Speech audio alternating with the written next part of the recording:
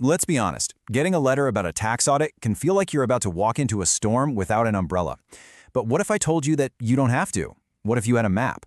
Well, today, we're going to demystify the entire Indonesian tax audit process for you. We'll break down the new rules, specifically PMK 15 of 2025, and give you a comprehensive strategy to handle it all with confidence. So, let's dive in. You know that feeling, right? You see that official-looking envelope and your heart just sinks for a second. A million questions probably start racing through your mind. It's a totally normal reaction, but it doesn't have to be a moment of pure panic. Seriously. Think of it less like an alarm bell and more like the start of a very structured, very formal conversation. And that really is the key takeaway here. Don't panic. This isn't some random, unpredictable event.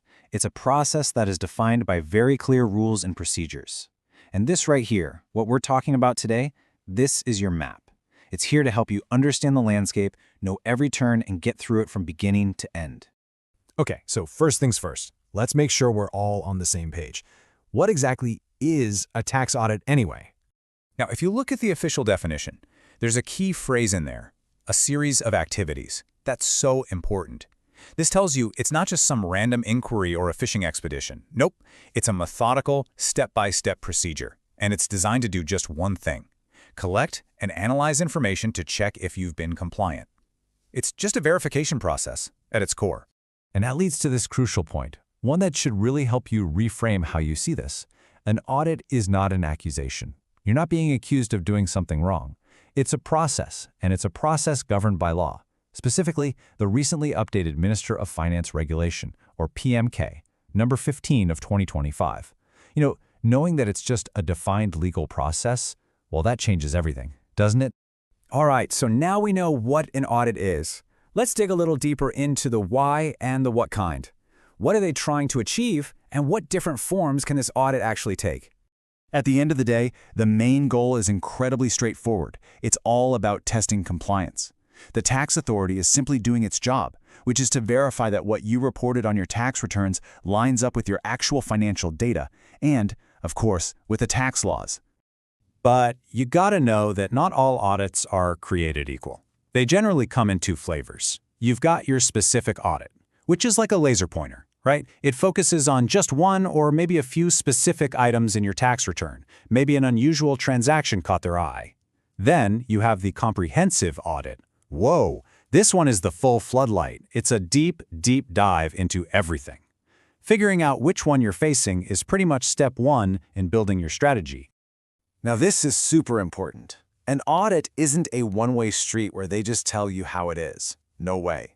It's a two-way street, and there are very clear rules of engagement for both sides. So let's break down your rights and your obligations.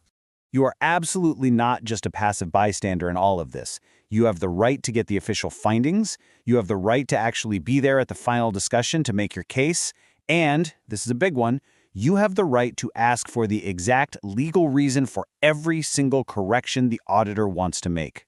Plus, your data is kept confidential. These rights, they're your tools. Use them. And on the flip side, the tax inspectors, they have clear authority too. They can conduct the audit at your office, and they can use a bunch of different methods to verify things. But, and this is so critical, their power comes with a ton of responsibility. Any findings they have must be backed by solid evidence, and the whole process has to be properly documented in their official working papers. It's a system of checks and balances, you see? Okay, we get the what, the why, and the who. Now we get to the really good stuff, the how.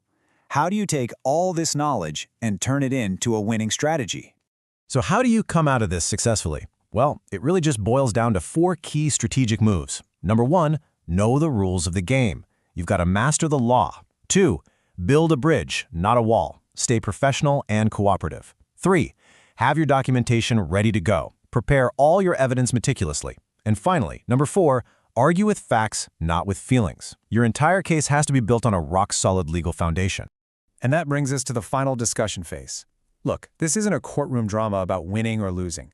The real goal here is to get on the same page, to align your view with the auditor's view based on the only 2 things that actually matter: cold, hard evidence and the letter of the law. That's it. And, that really is the ultimate mindset shift. When you are truly prepared, the whole idea of an audit just transforms. It stops being this scary threat looming over you, and it becomes what it was always supposed to be, an opportunity. It's your chance to show your diligence and prove that you're compliant.